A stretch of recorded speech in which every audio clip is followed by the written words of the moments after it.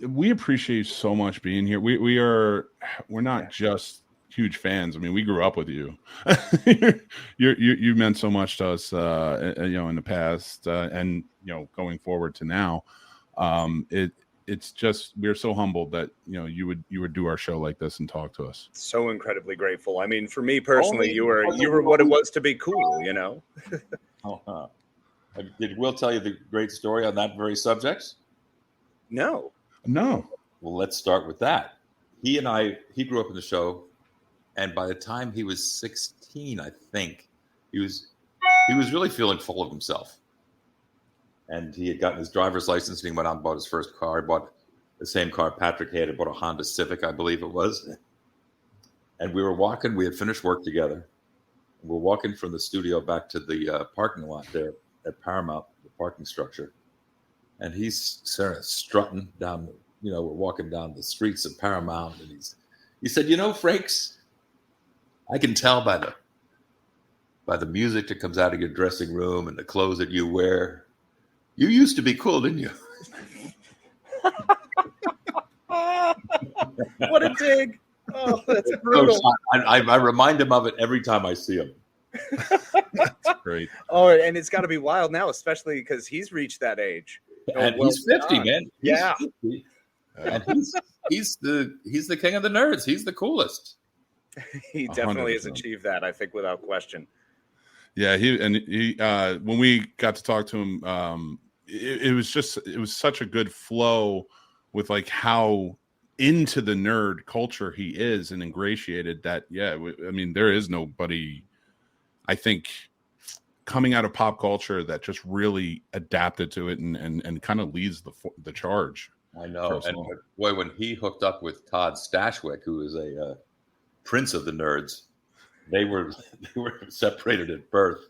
They became fast friends. They're between you can see the D&D gang when people start to reveal their D&D knowledge. That opens a door for people. Oh, yeah. Absolutely. That kicks the door down. Well, that's similar to, some of your knowledge when we get into sort of jazz and musically speaking. Right. That's definitely one of your strong points. So I know you actually have an interesting story where you were working with Fish at one point. Oh, God. Have you heard that story? It's so stupid. I told Rosenbaum this story because we were doing it at his house, which is across the street where it took place. The band Fish was produced by a dear friend named Paul Fox, who just recently died with early onset Alzheimer's. But he did REM, and he did Jacob Dylan, and he did Bjork, and he was a big deal. And he was producing Fish, and they rehearsed in this room I had around across the street, or next door to Paulie. And it turns out they were big Trekkies. And they knew that Riker played the trombone. So they very generously asked me to play on a track on their Hoist album. And I was over the fucking moon. I had no idea. But they didn't know that I was really an amateur trombone player. So I went to the studio. It was out in the West Valley somewhere on a Saturday. And I got my trombone with me, and I'm going to play with Fish, and I'm feeling. So they put me in the booth, and they give me the headset, and they put the chart up and I mean, it was so far beyond my ability. Not only range-wise, the range was insanely high. My lip was shot. I don't play well enough. I didn't play, and I was also really fast. So I made a few failed attempts at playing this track, and there was a lot of noise. And it became clear to all of us that this was not what they had hoped it would be. So they generously, thanked me, went on and hired a trombone player from Tower of Power, who's a real trombone player. and I had what I thought was a story about. That's a heck of a story. Yeah, but it gets better. 6 months later, Paul comes to me with a gold record. And they had released Hoist with this little track called Riker's Mailbox. And it was all of the outtakes from that attempted session. And Riker's mailbox was a reference to the fact that this house, which was next door to Paul's house and across the street from Rosenbaum, where we did this podcast, I had it was like cow. You know those mailboxes? Some of them look like largemouth bass, and some of them look like cow. Oh, This yeah. was a cow that had the shit beat out of it because it was way up on Laurel Canyon, and cars hit it, and trucks hit it, and delivery guys. So it was dented and falling over, and very distinctive, very much a landmark on that part of the street. So That's brilliant. hence the title, Riker's Mailbox. That is, oh my God, that's fantastic. Oh, and it's like for something like that though, and loving music so much and to be invited to do it on their album. And how do you? What's your mind frame going into that? Like I didn't know I was going to choke. I didn't know it was going to be a failure. Wow. I live in the same. I live one town over from Fishman, from John Fishman. We looked at the same property in Maine, and he let my son, who was then probably about 4 or 5 or 6, play his drums. Oh, that's awesome. Wow. That's really cool. That's amazing. It comes back around. Yep. I didn't from jazz. I would love. I have a question for you if that works. I would love to your choices for somebody getting into jazz, a beginner. What are maybe 3 albums they should try? Oh boy,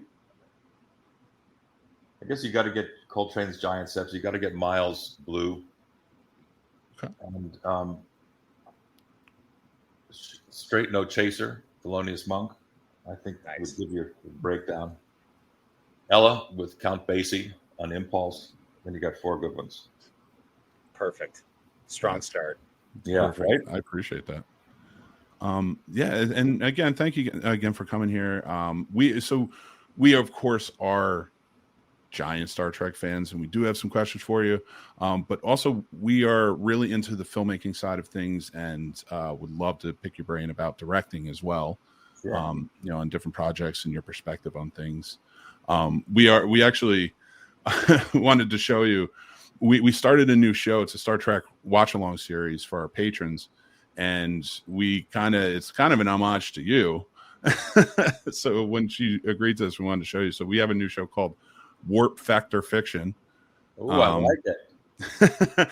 And we are watching all of the series in chronological order and the movies and such all the way through. And we are going to do a series season by season, not episode by episode. Oh my God. Of all the shows from TOS? Yeah, everything. All the way through. We're on Enterprise right now. Time on your hands.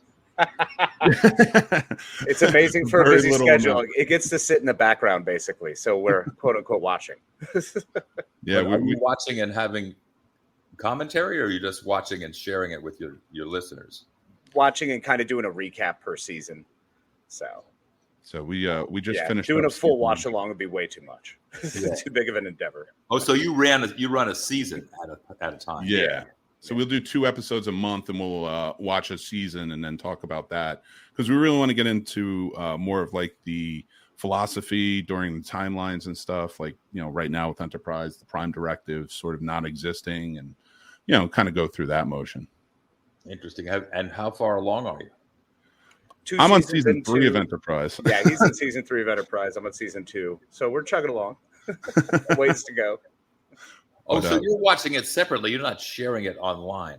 No. Oh, no. Yeah, we're watching it. I thought, God, you're going to put your audience through that. That's far too much. Far too much. Yeah, no, but we have been enjoying it, and good time with it. It's just to rewatch everything again, especially in order of the time orders. It's been kind of. What do you make of the questionable decision to include Riker and Troy in the last episode of Enterprise at the end of season 5? I'm going to let him be honest, Casey, because I'm going to say I am fan service all the way. Like when I see you guys, I'm like, yes, 100%. I can appreciate the aspect of fan service. I think I struggled with it. It took away a bit from the adventures that we had from Enterprise, but I also understood the need to wrap it up. And it was a good way to put a cap on it necessarily. But I still would have liked my 7 seasons of Enterprise. Sure. But how did you feel about it? I felt it was a mistake. It Mm. was sold to me as a quote unquote Valentine to the fans. And then as it dawned on me what we were doing, I thought, if I were Scott, certainly, not only would I be insulted, my feelings would have been hurt. And he was such a mensch. I talked to him when we got there. I said, dude, this feels weird to me. It's got to feel weird to you. I'm sorry that we have been put in this position. I think it's insulting to ask two people from a show that happened to last 7 seasons to come in and close your show down prematurely after 5 seasons. It just felt. I get fan service, and I'm the biggest whore on all of Star Trek. So I have to defend it. So it's it just has always resonated as a bad choice. Okay. That was a great point. I never thought about it. Thank you for your honesty. I really appreciate that. No, it gives me something new to think about too. Mm-hmm. So we were talking, a couple of questions that we put together, especially with the Star Trek. Carrying on the Star Trek legacy from Roddenberry to Berman and Piller, how have you seen it grow from the creator's perspective and with the new viewpoints being brought in? It's been fascinating to watch, particularly going on to the to the next versions. The Discovery, Picard, Strange New Worlds of Star Trek, in which I believe the creators, Alex and Akiva and Terry and Shaban and Michelle and all the writers on these shows have allowed their own voices a little bit. They're all loyal and they're all canon, but they have the biggest difference I found, and specifically in this 3rd season of Picard, and I think it's been very successful, is the idea that there is conflict. Roddenberry was very adamant that in the family of the Enterprise, on the bridge of the Enterprise, there would be no conflict, and that's tough. And conflict, as we know, is the heart of drama. So it always bumped with me, and I think it bumped with a lot of actors and directors and other writers. That makes for a more complicated way to entertain. Mm-hmm. And what Terry has done with this 3rd season, specifically with Riker and Picard being in conflict, Riker and Troy, as you'll see tonight. This probably won't be tonight, but this week, whenever you guys see the new episode with LaForge, he's not too thrilled with what he's been asked to do. So there's a lot more conflict than there ever would have been on Next Gen, the show. Mm-hmm.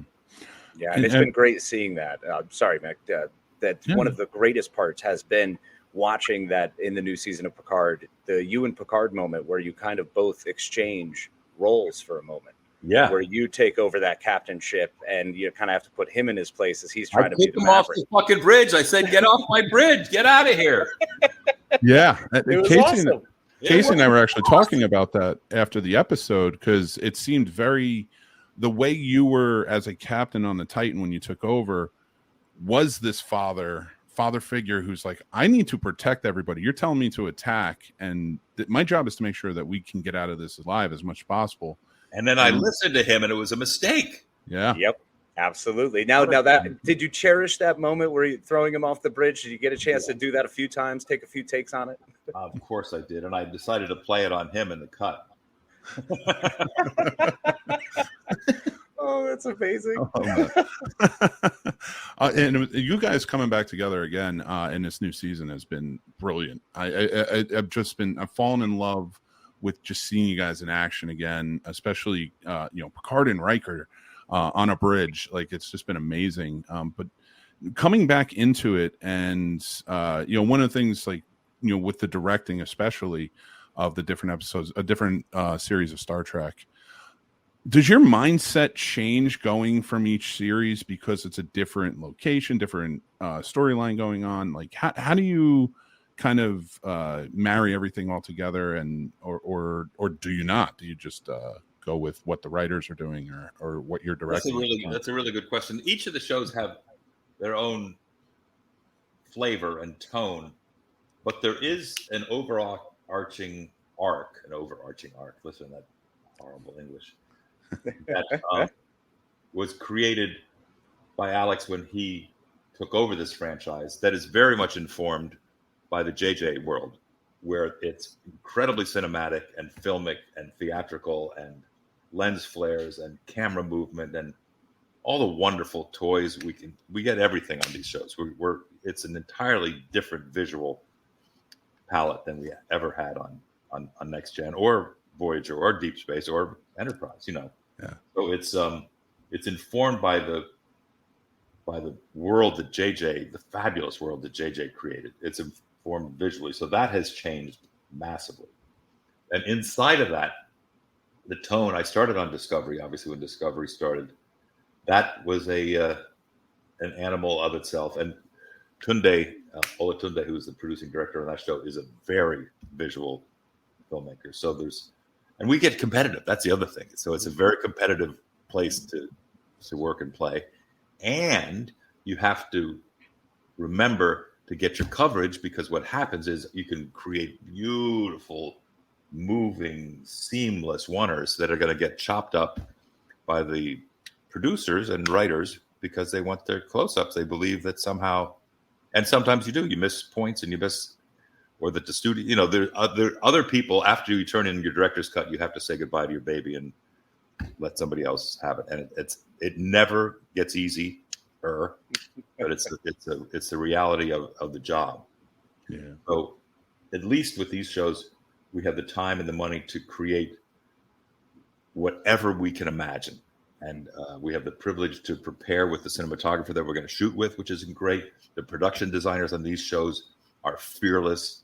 The costume designers are fearless. Makeup and hair it's a place where everybody's encouraged to test the limits of their creativity. Mm-hmm. And yet, that's fantastic. Still a show that you've got to come back and get your close-ups. You've got to make sure, and I think I know where the objectives of the scene are. I think I know where the beats are in a scene. And I think hopefully I know what's important. And if I don't, I find out during the tone meeting, which is a part of prep, an invaluable part of prep that I always look forward to, where the writer, we always it's a profound grasp of the obvious. We always describe what we believe the scene is about, or I have them describe to me what it's about, and it may be different than what I've been prepping. And so it's better to find out before you've shot than after you've shot, and they say, God, dude, you missed the entire fucking point of that whole scene. What were you thinking? And so that's humiliating. Yeah, that could be brutal, I'd imagine. I am curious, though, when it comes to those tones and the way things have changed and kind of grown, have you seen that sort of leapfrog from series to series, that everyone has pulled something and grown with, Robert McNeil, a lot of other directors and, family essentially from Next Gen and moving forward? Well, Robbie Duncan McNeil has coined a phrase that I've stolen from him, and I always try to remember to give him credit. He says, and he's so generous. He's taken me on to a lot of his shows as a guest director. He said, on this show, you shoot to thrill. And that's great. And as I mentioned, the competition, I'm competitive with Doug, who's the producing director on Picard, and Chris Fisher, who's the producing director on Strange New Worlds, and Tunde. Everybody wants to make, the whole objective for a director is to make the best episode of this show ever made, and do the best version of it ever. So that creates really healthy visual competition, I think. Yeah, agreed. I did have a question in vein of what we were kind of talking about with the familiarity and such coming back. When you stepped on the set of the Orville for the first time, right? Did you feel, because I know as a fan, we've both talked about it, like it feels like Next Gen especially, but like that's just that very familiar feeling of Star Trek. Did you feel that when you stepped on? Yes, and that was very much Seth's intention. Seth MacFarlane hired Jimmy Conway. He hired Robert Duncan McNeil. He hired Marvin Rush. He was partnered with Brandon Braga as his producing director. He hired me. He surrounded himself with people from Next Gen because he was a massive fan of Next Gen. Yeah. So it was not unintentional. It was clearly intentional. That was his MO. And I think the audiences were surprised that it wasn't silly, funny Seth MacFarlane. It was Roddenberry Seth MacFarlane. He was telling serious stories with funny stuff in them, and it was I think very successful. And the show's been on the air for years. Yeah, it's a great show. They've done a wonderful job, and he really knows his Trek, and he brought in a lot of great people with him. Yeah, Well, I mean, it's wild. I mean, your episode was with Charlize Theron, so it's Oh my not God. like I'm a huge. Right? Come on. Yeah. who gets wonderful. Charlize Theron to guest on their television show? It's ridiculous. I know. Well, actually, I do have a question for you, and I hate asking this question because I feel like everybody asks it, but I can't not But you're gonna ask it anyway. I can't not for the actor that I'm going to ask about. You directed Dick Van Dyke in an episode of Diagnosis Murder. He's an icon. How can I not ask what that was like or what you've learned from your experiences with him? Oh, you know what? He could not have lived up to the vision we all have of him. He sang Chim Chim Cheree. He danced around the set. He was everything you would have dreamed. Oh, He was delightful, and he charmed all the women, and he was professional, and he was prepared, and he was making that show so his son would have a television series, right? yeah, pretty incredible. A real mensch. Yeah. I mean, absolute mensch. Was it ever intimidating at all being on set with him, or were you pretty confident the whole way and comfortable? He made you feel comfortable from the moment you showed up. Yeah, that was all him. I think anybody who goes, he's a legend, and he I think is probably aware of that consciously or subconsciously, and he makes a very successful effort to take that away, to eliminate that, so that it is a calm and equal and peaceful and thoughtful place to work. It was a real delight. That's a great question. I haven't been asked about that in a long, long time. And then working with dovetailing into another character actress who you've worked with, who's one of my favorites now, was Sonequa Martin Green. Oh, it's her birthday today. Oh, fantastic. Happy birthday. That's awesome. For you, what has that been like? Because you talk about the Roddenberry no conflict, which is very well known, but with her entire story is conflict. So how does that feel different and tonal wise for you making that? Is that easier? Is it more fun for you? Well, first of all, I'm a massive fan of hers, and each time I work with her, I love her more. And I have developed everybody respects her, but she is the best number one. She is prepared. She's spiritual. She's philosophical. She's got a sense of humor. She shares the time and space. She's what you dream of when you're looking at a call sheet. In general, the number one of the call sheet sets the tenor for how the floor is. Nice. And Sonequa is a delight. Anyway, it's her birthday today. So amazing. In her honor, I will say that there's something about what she brings that makes, my wife does it with actors too. She makes other actors better. Just by being able to see her, that she's one of those actors. Patrick does the same thing. Because they're so prepared and so talented and have so many facets and notes in their instrument and can play so differently, they make the other actors who work with them better. And it's great to watch. And also, as she has had so much experience between Walking Dead and this show, she knows to if we print a take and we do another take, she'll change something. She'll play with it without even being asked, so that when you get in the editing room, you have these nuanced beats, changes, moments, rhythms. I always look forward, and I'm very sad to see that show's coming to an end. Yeah. How does that feel after 5 seasons? Do you feel it's cheated? Do you want more? I want more, because that was my new home show. I liked it there. It was such a wonderfully it still is, this fifth season still coming out, but it's such a wonderfully told show. And when it started, for me, it started off a little slow to me kind of getting into it because I guess because of the conflict.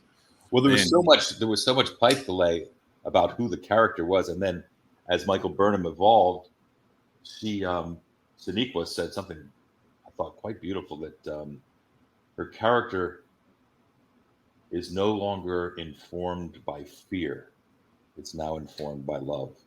How about that? Beautiful, right? That is a beautiful. Yeah, that's sentiment. heavy. That's beautiful. I wish I could take credit for that one. Happy birthday, Sonequa. Crushed it. Happy birthday. I did. We just had a few more questions, if that's all right with you. Just kind of touch down on. I do have one, and for directing, from a directing standpoint. And now I've always wondered this, and now I have a chance to ask it. When you're directing, say a 2-part on a network series, and just so you're like the end of season 5 of Discovery, I do the first half of the finale, and Tunde does the second half. Yeah, wow. yeah, and yeah, I've seen where you've done quite a few episodes on all different TV shows where you may have the first part or the second part. How closely do you work with the other director to kind of have a similar tone or feeling to it, or do you not? Is it just that you focus on yours and? Well, it's 2 different things. On the Picard series, we did blocks. We did 2-episode blocks, and they were often not connected at all. And on Discovery and on certain episodes of Next Gen, you're given part of a 2-part story, and then you can often prep together with the other director or with the writer, so that. And sometimes you tag team shooting too, if you have the opportunity or the time, you can shoot it as one long episode, and then you step in and out of a set. If a set's built that's in both shows, you go and do your scenes in that set, and then the other director does his scenes in that set, which is sometimes a little bumpy. But certainly when you're doing a 2-parter that has clearly got a beginning and middle and end, I think you have to stay on the same page tonally. Now, ironically, this season of Picard, I directed episodes 3 and 4, which worked wonderfully as a 2-parter, because at the end of the first part, we think we're all going to die. We're going into the abyss, and so we are at the bottom of our emotional arc, if you will. And then in episode 4, we come back, and we have the birth of all these beautiful aliens, and there's hope. So that worked out. I think those 2 episodes played very nicely as a cinematic, like a little movie, like a little 2-parter. But that was, I'm not sure how intentional that was, but it was kind of the luck of the draw that I got to go and do those 2 episodes together. Nice. I do have one question for you. Since you've played Captain America for Marvel back when you were starting out in personal appearances and such, what would you be interested in directing a Marvel movie? And if so, maybe what character would you? Could you arrange that, by the way? That would be great. I will do my best. I will hashtag this and get it out there for sure. Have you had any directors come on and say they didn't want to direct a Marvel movie? That's true. I have not. Not yet. Nope. No, not yet. Good. I don't want to be the first. What a franchise, man. I mean, they're knocking it out of the park. It's wild. It's fantastic. And a lot of the success, I think, is in the humor. I just believe that the audience is prepared for that kind of, like the Deadpool kind of humor that Marvel has found. And the more they embraced it, I think in Iron Man, they started to embrace it. It's there's room for it in the storytelling. You know what I mean? Absolutely. Oh yeah. They leave that room for it. I mean, it's comic books.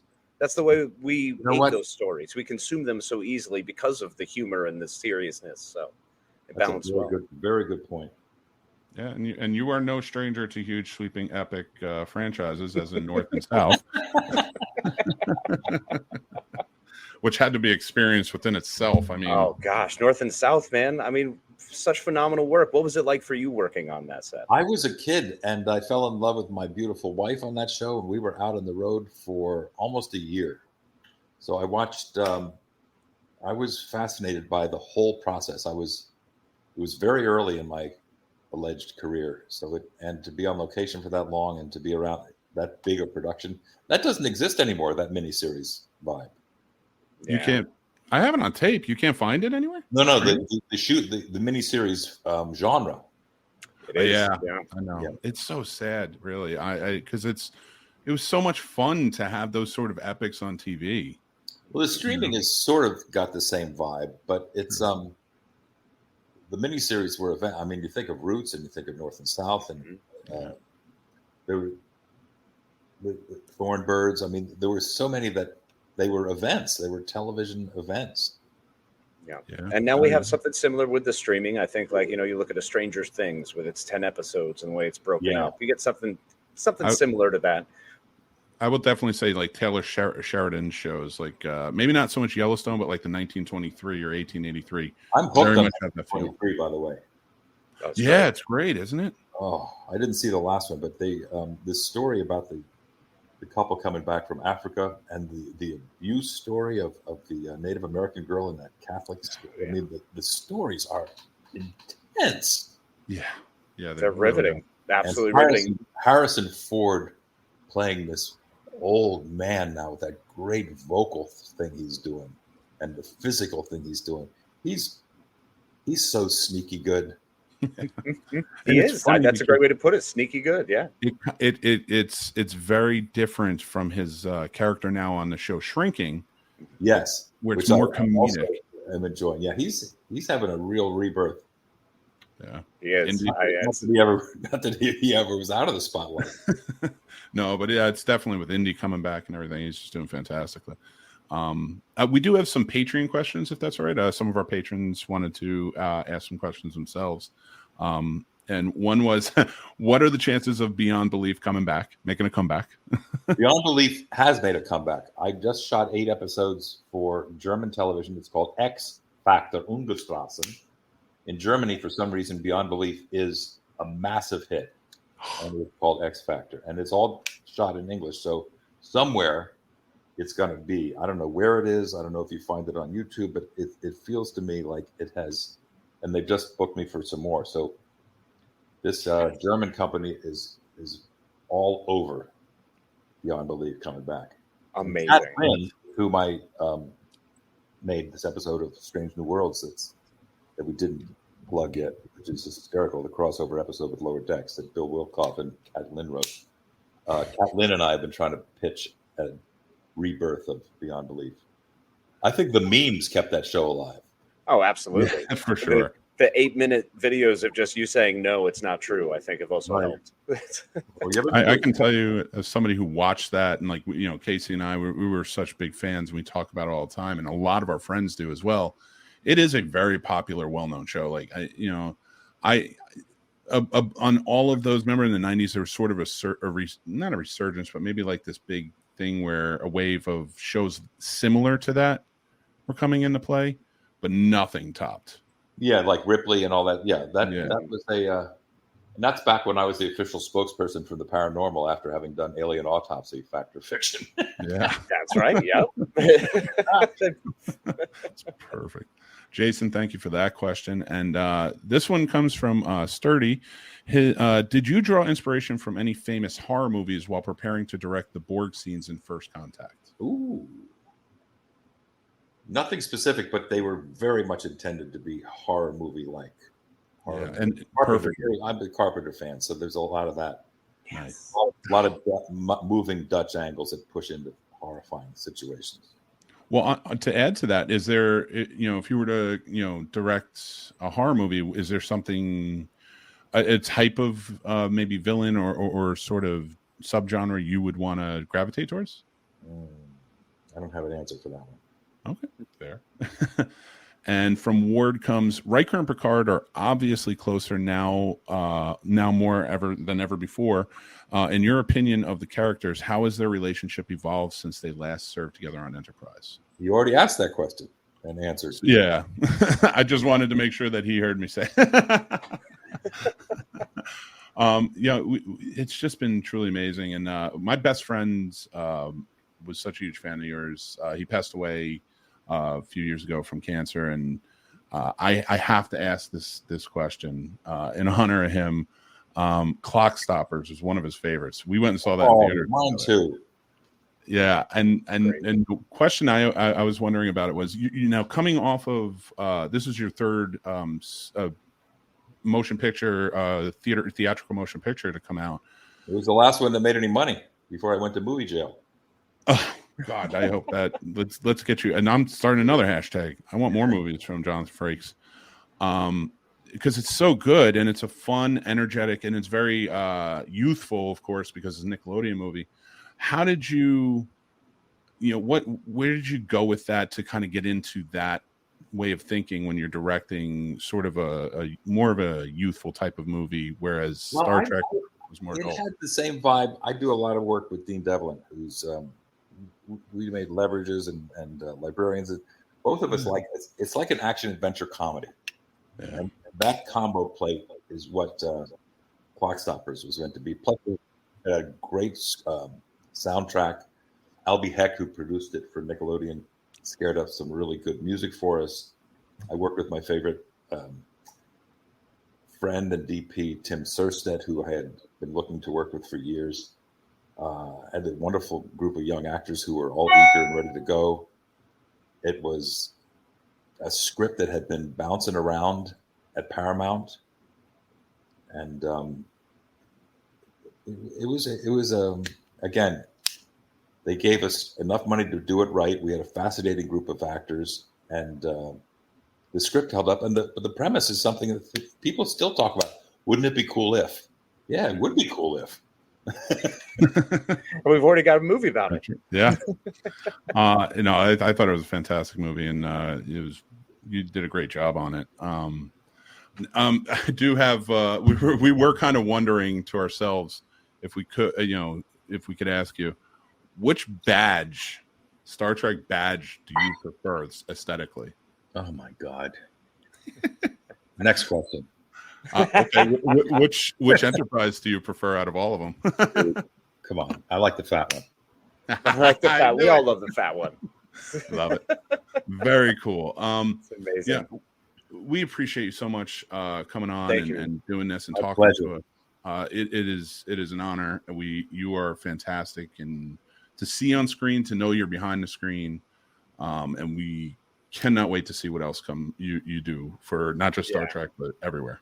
And I would personally like to say, as such a Star Trek fan, I am so grateful for the way you have carried the baton and just continue to push forward and have done such a fantastic job, really being the ambassador of the old era into the new. So I'm very grateful to you and all the fantastic work you've done. And thank you so much, Mr. Frakes, for joining us. You guys do a great job. Thanks very much for your time.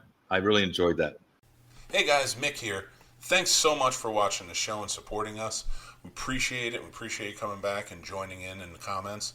But guys, I really want to thank you, our patrons who are out here supporting us, helping us keep the lights on.